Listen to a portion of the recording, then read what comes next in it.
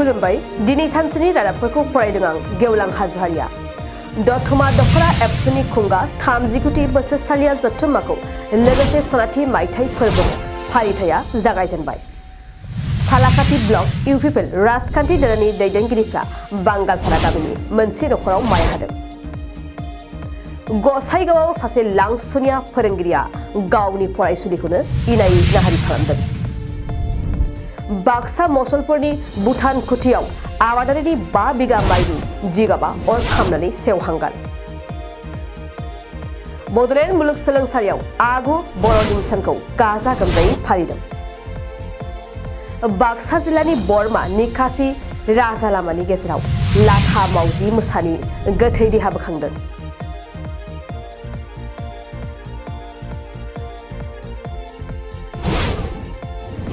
धेमाजि जिल्ला गगामुख मिमां हालामनि रायजो राजाफ्रा गंसेबो सरकारारि न' आरो खिखरसालि मोनैनि खुद्रिखांदों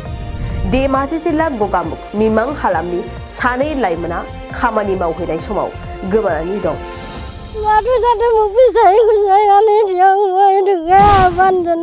धेमाजि जिल्ला एबसु गेजेर जनाय दखरा एबसु आरो जनाय दखरा आइजो आफादा जथाइ जथुम्माखौ खुंनो लाहार फाहार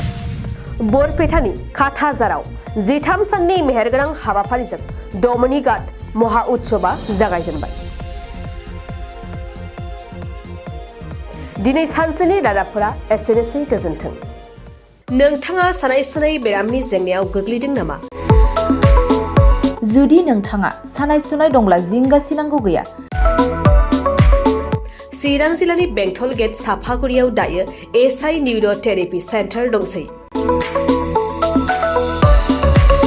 बे थेरापि सेन्टाराव नोंथाङा गोरलैयैनो देहानि सानाय सुनायखौ फाहामथाय लानो हागोन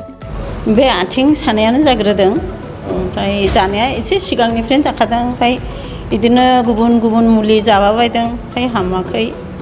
दिनैनि ट्रिटमेन्टआ नङा आङो एसे मोजां मोनसिनबाय जेरै सिं सानाय आफादावरि सानाय मोदोम जरा सानाय आइजोफोरनि जेंना खर' सानाय बायदि बेरामखौ फाहामनाय जायो लोगोसेयैनो बे सेन्टाराव थानानै फाहामथाय लानो हानायनिबो सुबिदा खालामदों नोंथांमोनहा एएसआइ निउर' थेरापि सेन्टाराव फाहामथाय लानो गोसो दंब्ला नैबे मबाइल नम्बर 7620160459 नङाब्ला 9476977956 आव थोंजों सुलाद लानो हागोन